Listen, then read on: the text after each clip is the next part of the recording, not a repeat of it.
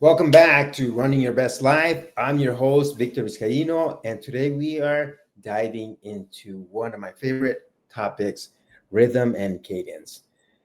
Now, when most people hear the word rhythm, they think of music. But as athletes, runners, triathletes, we live and train in rhythm every single day.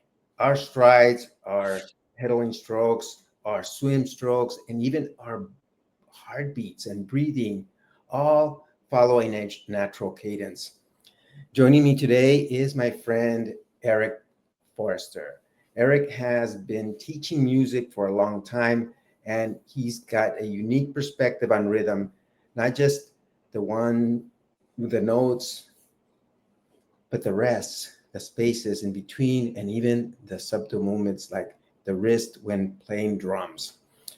What's fascinating is how these principles in music overlap with endurance training. Just like musicians, athletes rely on rhythm for consistency, efficiency, and flow.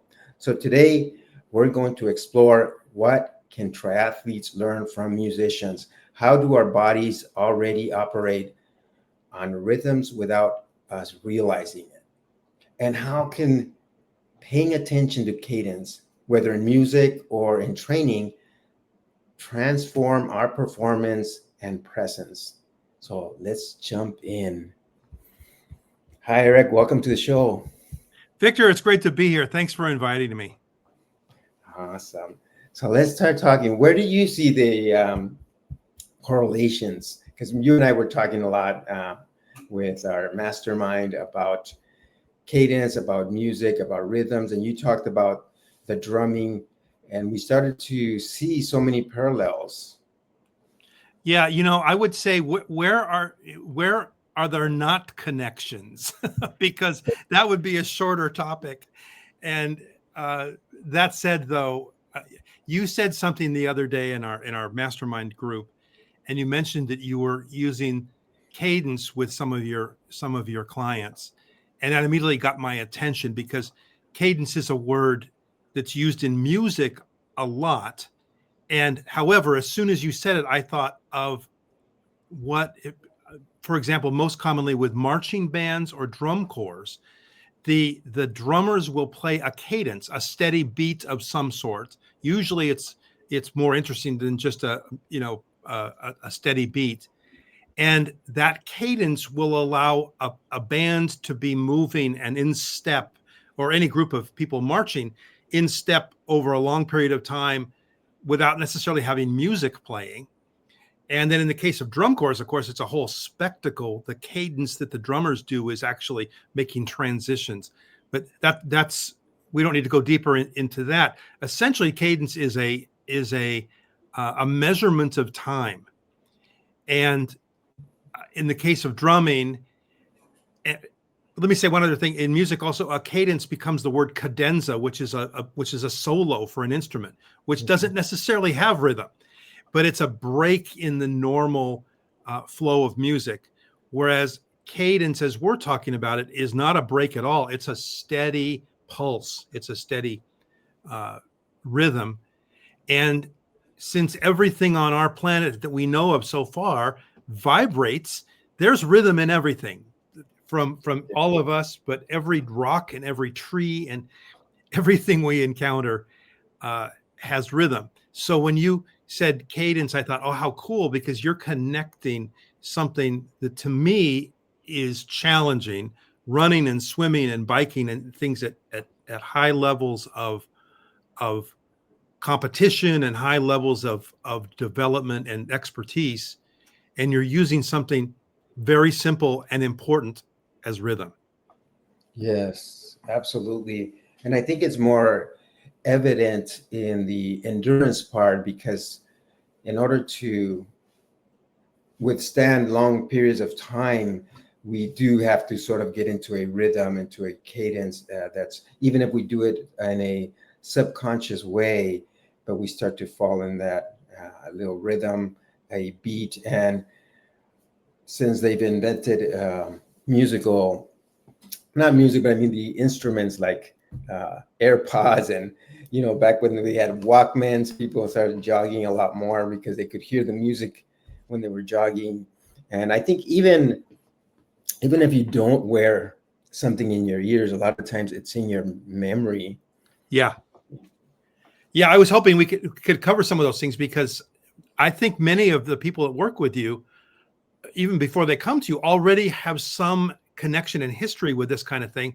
And maybe they when you mention it or you connect them to it, it's like, oh, like an aha. And then they begin to really fine tune it with your guidance into something that's going to be really useful and powerful and actionable for them. Oh, absolutely. Well, we'll get right into how we started the topic, and when we were talking about it in our mastermind, because I brought up the fact that I am writing a small book on cadence as a method of being present. And you mentioned something about it is time, it elapse of time or consistent beat of time. And I think about that a lot when I'm running and I'm counting my cadence. So my book is about physically counting cadence while you're running, physically counting the pedaling when you're pedaling on the bike, and actually counting your strokes when you're swimming. Now, the difference between bike and run and swimming, the swimming for long distance, we try to do the least amount of strokes, so cover more, longer distances with every stroke. Whereas in biking and running, it's more of a high cadence, getting to high cadence, whether you're going, finding a cadence that's pretty high, that's most efficient, and then trying to do that whether you're going fast or slow. If you're going fast, you're in a high gear in a bike. If you're going slow on the bike, you have a low gear, but you're still spinning at a really good cadence. In running, we've noticed that the efficiency is in a higher cadence, but the same principle is that if you're going to go fast, you take longer strides, but the same amount of cadence. If you're going to go slow, you are going to do shorter strides, but try to keep the same amount of cadence as well. Oh, interesting. That's a little counterintuitive in some senses, but I think I see this is This is going to be fascinating. I love it. Yeah. So when I first qualified for the Boston Marathon, I counted my cadence the entire marathon. And whoa. When I tell this to people, it's like, oh, no, thank you. That sounds boring. That's the first thing on their mind. But in my mind, it was like, no, but it was fun. Like, I broke it down. It seemed like time passed really fast because I was playing a game the whole time in my mind of like, can I get the accurate count from mile 1 to mile 2, and then from mile 2 to mile 3, and also look at my watch and see if I'm right on pace at the end. If I wouldn't look at my watch until I hit the mile marker, and it would be right on pace, or sometimes maybe 1 second off, and okay, can I get it more accurate in the next mile? And I'll start counting it, and just and I think I did that because I did notice that I could get more present in all the things that I was supposed to do. I had been training for 6 years trying to qualify for Boston. And when I started to really get present, and I learned this quite a bit in the swimming, because in swimming, you're very technical. You have to do things, you get feedback from your body right away. If you do the wrong stroke, a lot of times in the open water, you can turn right, you can turn the wrong direction. So every little stroke makes a big difference in how your body's aligned, where your head is, where everything. And then I thought, okay, can I put those principles into running as well? Like where I'm looking at every single thing that I'm doing, where my foot is landing, where my head position is, and do everything as accurate as possible to be more efficient. And that's where I started to count my cadence. And as I'm counting my cadence, I'm also focusing on all those little things.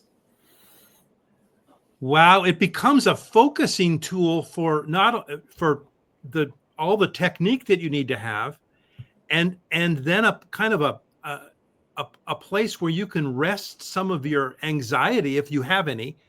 In other words, you know that you're keeping this cadence, so you can like not worry about going the wrong direction, for example, which would that's what I would do probably. Yeah. Um, Or or being missing a fatigued. gear change on the bike or whatever that might come up. Absolutely. Or just your mind going off into a negative way, or like Yeah. you're fatigued, or I'm not going to be able to make it, or little negative things that tend to creep up when you start to get fatigued. Yeah. Yeah. Wow. I never thought of it going in that many directions. Yeah. So let's talk about now music and how we're going to interweave the cadence, the music, whether you are listening to it in your recreational time, or you're using it when you're running, or some people use some form of music even for meditation. I've seen them use it. So tell us what you see as a correlation in the sports and in just music. Well, I think, and I hadn't thought this when you just mentioned that the cadence for the running portion, let's say, and then the cadence for the swimming and the cadence for the bike are maybe going to be different. That makes a really good transition, because I was thinking that different kinds of music or different songs or different pieces of music would make sense. And the first place I want to mention, Victor, is I'm guessing many, if not all, of your clients, if they listen to music or have music in their ears sometimes, um, might well have found themselves tapping their foot to some music they've either heard or they're thinking. Maybe they're at a store and they hear the song comes on the sound system. I've yet to encounter anybody who has said, I've never tapped my foot to music. So I don't know if they're out there. And I would actually, and you may already know a lot about your clients, but I would probably find out something about the music that a particular person enjoys or tends to listen to. And I would imagine, and I would bet a fair amount of money that there's something they listen to that has a cadence or a beat or a tempo, a pulse that relates to one of the three events: the bike, the swimming, and the running, or could be adjusted. And maybe it's already something they use to train when they're training, or when they're at the gym doing the weights or whatever they may be doing. And starting there then already gives them a chance to realize, oh, I might already be making some of these connections. And then you to maybe hear that music and go, okay, this seems like that might work, and kind of fine tune down to what might be the right cadence, the right speed, the right tempo, the right pulse for that person. Am I Yeah. on the right track here by saying that? Yes, you're absolutely right, because there are even apps that can tell you what songs are at what beat per minute, and you're trying to get, for example, 180 revolutions per minute. You could find a song that has that beat of 180 beats per minute, and adjust it. And if you're doing a whole marathon with music, then you could easily download the exact music you want to use. Yeah. Well, I of course I should have I could have known that's probably the case, right?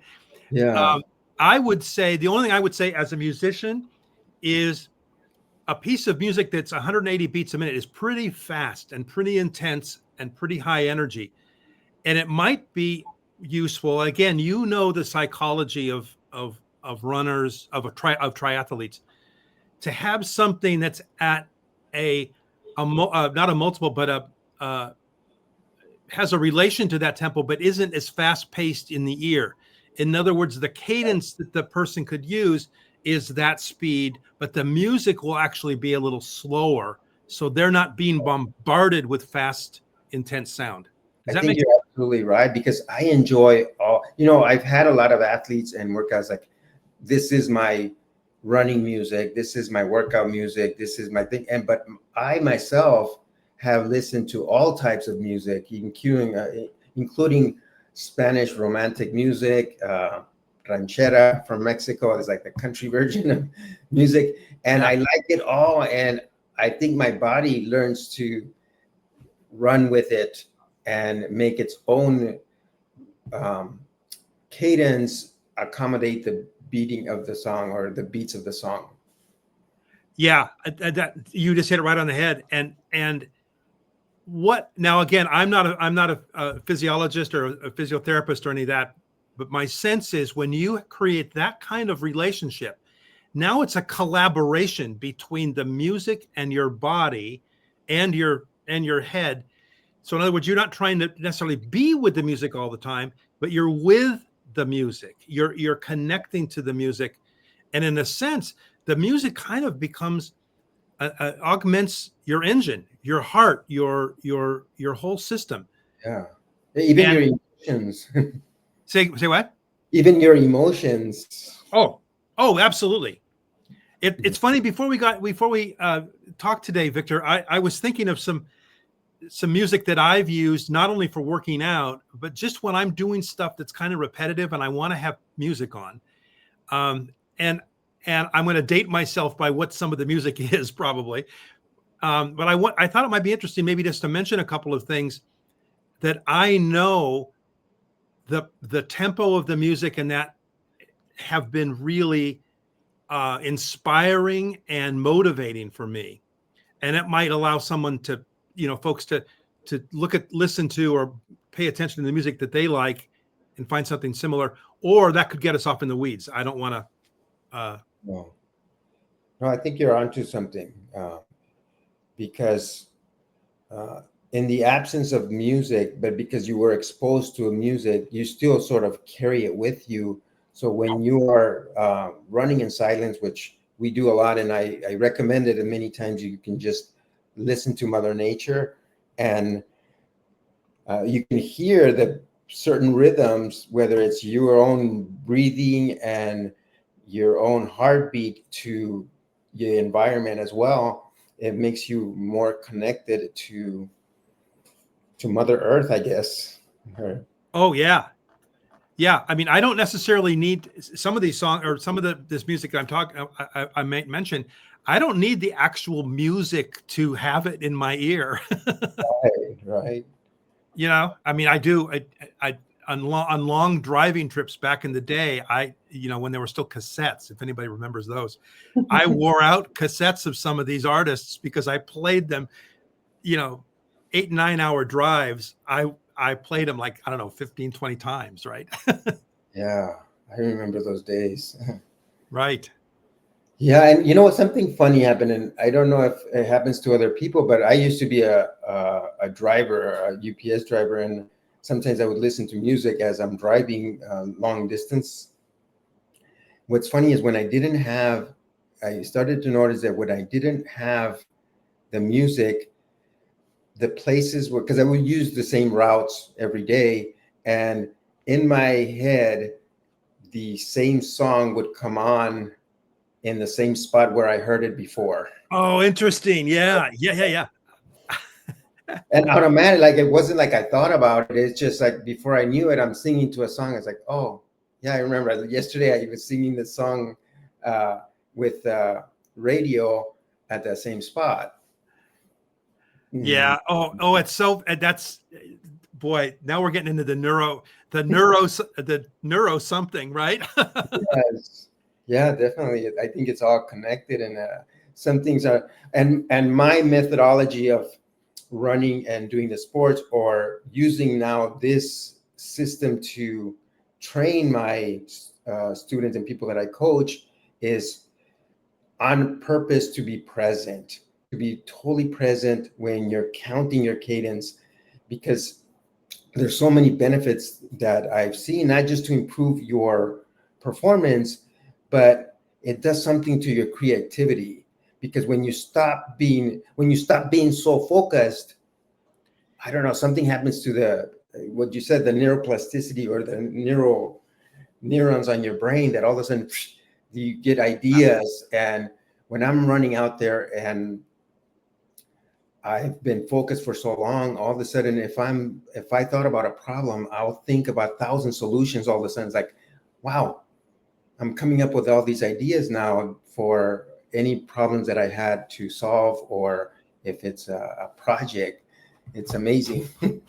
Yeah, I was just going to say, and this will get us into another another tunnel of roots, but there's benefits along the way for this outside of the event, the physical events, the triathlon.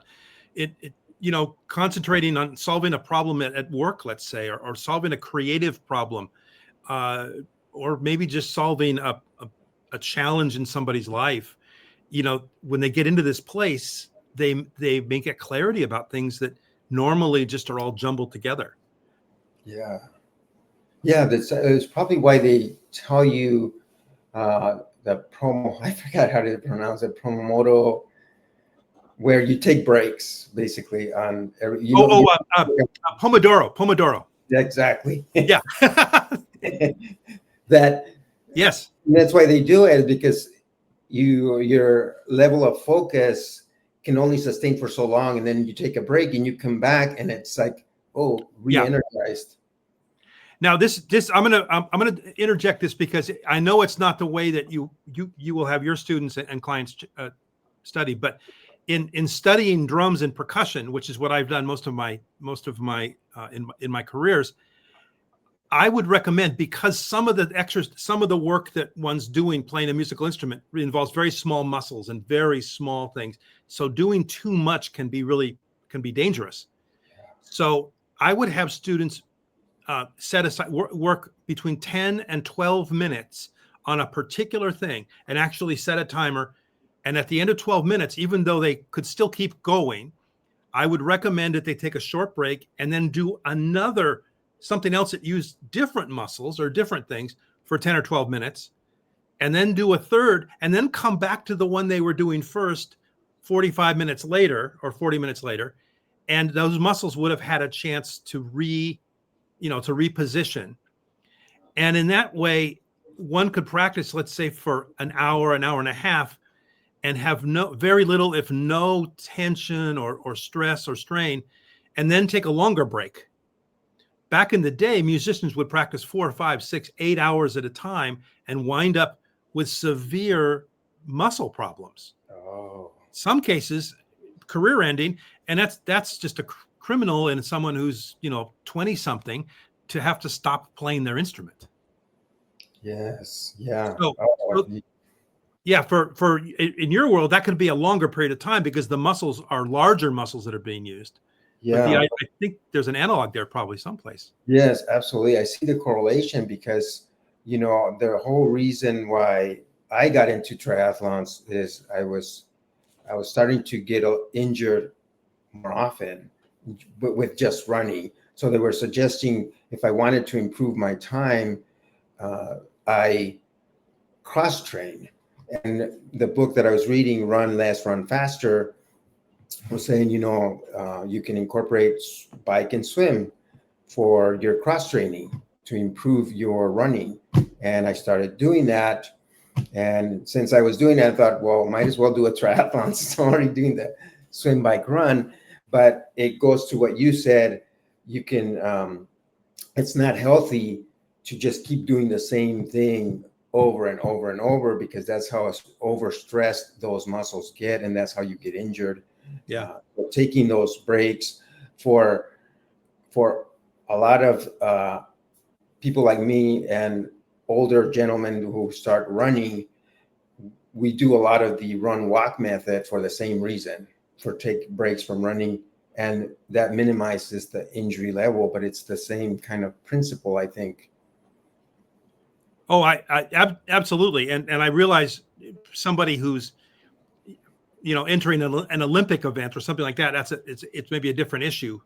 And, but I think still, if somebody's going to work in that level, they really have to take care of their muscles and their physical instrument, right? I mean, otherwise it's like game over.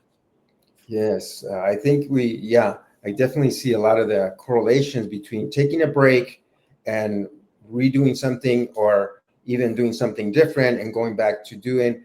And also that with musicians, there's so many patterns that they have repetitions, breaks and repetitions, even to become better and better at music or at playing an instrument, that you have kind of the same things that are applied to the sports of running, biking, swimming, or any other sport. There's a lot of repetitions that mimic a song, for example, or yeah. Oh, yeah, absolutely. Absolutely. And our heartbeats started beating since they were born, and they just keep on Keep on ticking. on ticking. And when they stop, that's when the song stops. Or maybe not, maybe just the way we see it. Yeah. Yeah. Absolutely great. So what are you up to now with the music, and what are some of your how do you dedicate your time? Well, I'm on career number 3. My first career was in music performance as a percussionist, mostly in classical music, symphony orchestras, opera, contemporary music. And then I began teaching, and for my second career, most of it going along with performing, I was teaching at the university, at the conservatory level, aspiring young professionals looking to have careers in music as percussionists. And I stepped away from that in 2010. And my music now, I'm not playing professionally anymore. I practice several days a week. I play a fair amount. I'm playing hand percussion. I'm playing jazz vibraphone. I'm learning some new instruments. I'm doing things mostly not in the classical world, because I've done a lot of that, and exploring things that all my career I kept thinking, oh, I wish I had time to do that. Oh, I never. Now I'm doing it. Oh, And I'm coaching people on not so much on the music, but on how they can pull things from their past, positive and good things mostly, and bring them into their present. And most people, when they retire or get toward that, they want to kind of walk away from the job, and they often are walking away from things in their past that are actually still vital and still inspire them, but they connect them to negative things. So I help them realize how they can use those, get what I call it, realize a return on their experience. And it fits in with music significantly, because as we, especially for the professional musicians, the music you played 10, 15 years ago, maybe you haven't played that music, but you learned something from that music that you have brought forward. And you might not be able to put your finger directly on it, but you'll sense it. And sometimes when we bring those sensings, if you will, those recognitions to the present, we can learn new things from it. And I'm thinking for you and your clients, Victor, is maybe there's a song that they really liked when they were in high school, let's say, and now it's not a popular song anymore. But whenever they heard that song, it just made them feel really something. That might be just the song they need to really bring it home for one of their trainings that's maybe the least fun for them. You know what I mean? In other words, it brings something, and that might change. But the thing is, I think we tend generally to look back and go, no, I don't want that anymore. And there's a lot of things we look back on and go, yeah, definitely don't want that anymore. and we lose some of the things that we worked really hard to work through, and we can, and there's lessons there. So absolutely. I think when you said that, I also thought about how technology today is letting a lot of old songs come back in different forms, because you see, TikTok and all these other things where they make little snippets of music coming into the videos. And I don't know for everybody else, but it does bring some kind of nostalgia for me. It's like, oh, wow, I haven't heard that song in a long time. And all of a sudden they bring it back and they start copying, and other videos start doing the same song, and all of a sudden you're hearing something from the 70s many, many, many times over. And you're right. It is, it does bring back definitely memories, and maybe even it could ignite some of your younger spirit back to life. Yeah. Well, another example, just real quick, is a few years ago when Lady Gaga started doing concerts with Tony Bennett, and Tony's since passed away, but he was at the end of his career. In fact, was pretty well into dementia. And when he would be singing with her in concerts, he would be remembering all of the song, all of the stuff. He looked maybe 15 years younger when he was on stage with Lady Gaga and singing as well as he'd ever sung. And on a couple of those videos, you can see she's positioned herself so she could give him a word if he had forgotten or wasn't quite sure. She was giving him a little prompt, but if you weren't only listening, you would not have heard anything that didn't sound fantastic. Wow. And the age difference, I'm guessing like maybe 40 years between them. I don't remember, but Yeah, that is pretty cool. Yeah. You know, I can see how you can be an amazing coach, because you resonate that your whole body vibrates that helpfulness and that passion you have to help other people, and you express yourself that way, and you use music to express what it is that you're trying to communicate. And I think that's what makes you so effective. Thank you. You're welcome. I feel that that's the way I also feel about sports, that it's a way to express ourselves. And that's why I named my business Express Your Mission, because I remember running and listening to, I think it was Dr.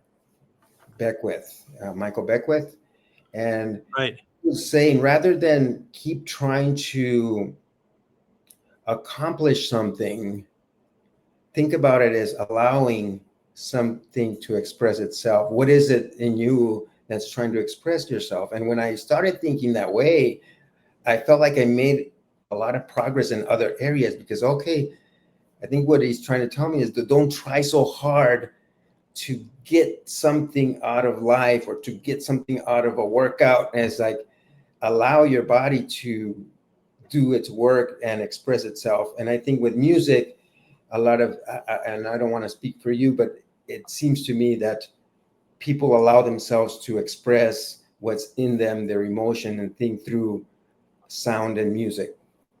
You know, it's so funny, Victor. I can't tell. Well, I can tell. I've never counted, but if I had, a certain amount of money for the time somebody has said to me, well, when they know I'm a musician, well, I'm not musical, but right. And so I let them say whatever they're going to say. And the next question I asked them, I said, well, I'm curious. Have you ever snapped your fingers or tapped your foot to something on purpose?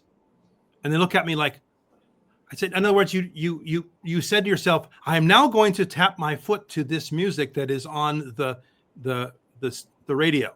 And they look at me like, no, right? I said, well, how about you? You said, I'm going to now snap my fingers to the music, right? And then they realize with that question, they start laughing. They go, no, that's silly. And I said, then I would guess you're probably musical, because when music comes on, you tap your foot or you snap your fingers or whatever. Right? Does that make sense? It makes a lot of sense. Yeah, it's coming through you, probably. I don't know what I have to call it. Yeah, you don't have any control over. I mean, some people don't like it. They'll go away from the music if they don't want it. Okay, that's cool. Or turn the volume down. But the thing is that if something is vibrating with you, your body's gonna do something. Yes. Now I again, maybe I don't, obviously not for someone who's paralyzed or has some physical impediment. However, I've worked with a couple people who paralyzed in various parts of their body, and their head will move amazingly. So who knows, right? Yeah, absolutely. Well, Erik, this has been an amazing conversation. I've really enjoyed talking to you about rhythms and cadence and music and the correlations. Where can people find you? Oh, before I finish, I always ask my guest, what is running your best life? What does it mean to you, running your Mm, best life? And I know you're not a runner, but it could mean it metaphorically as well. yeah. Well, it's funny when I immediately when I saw the title of your podcast, Victor, I thought, you know, running is activating, it's acting, it's doing something, and it's at a little faster speed than we normally go. So in other words, if you're putting something off, or if you have been thinking about it and maybe not even moving, first start moving toward it, and before you know it, I'm willing to bet a lot of money you may be running. Now, maybe not at the speed of A what, race. but the thing is that, and your best life, the foundation of my coaching is I'm normally coaching people older, closer to my age, who have kind of been told or feel like, well, I have to retire now, or I have to do this, or I have to go out and play golf or whatever that is. And oh my God, no, there's so many things, and they may include running. But I would suggest for people in that situation, um, you may want to move, slowly at first, but move toward a faster speed, because you're going to find that when you really find something that lights you up, you have a lot you want to do, and time is ticking. So maybe running is a good thing to think about. Jogging at the very least. How about that? Yeah, running for your best life. That's awesome. It's a good way to end this. And where can people find you if they want to work with you or they want to seek your coaching? Sure. My website is at erikforester.com. Erik with a K, Forester with a bunch of R's in it. And uh, Victor, I'll give him my email address. Is that okay? That's perfectly, yes. That's a Perfect. great way to reach me. There, you can reach through the website, but the email is great. It's erikforrestercoaching@gmail.com. And Erik, Erik Forester, Forrester, coaching@gmail.com. And yeah, and I'm active on Facebook, and I'm active on Facebook, Instagram, and getting more active on LinkedIn. Okay, awesome. And I'll put the links in the show notes as well so that Great. people Oh, and I have a YouTube channel as well, of course. yeah, So put it all there. yeah, Awesome. thank you, Victor. This has been great. I really enjoyed our talk. Yes, I enjoyed it myself as well. It was awesome. I liked it. And hopefully we'll do it again in a later time. And anytime you're welcome here. It's been a pleasure. Likewise, and all you have to do, actually, you don't even have to twist my arm. All right. Thanks everybody for listening. And until our next one, see you. Have a great time. Stay triumphant.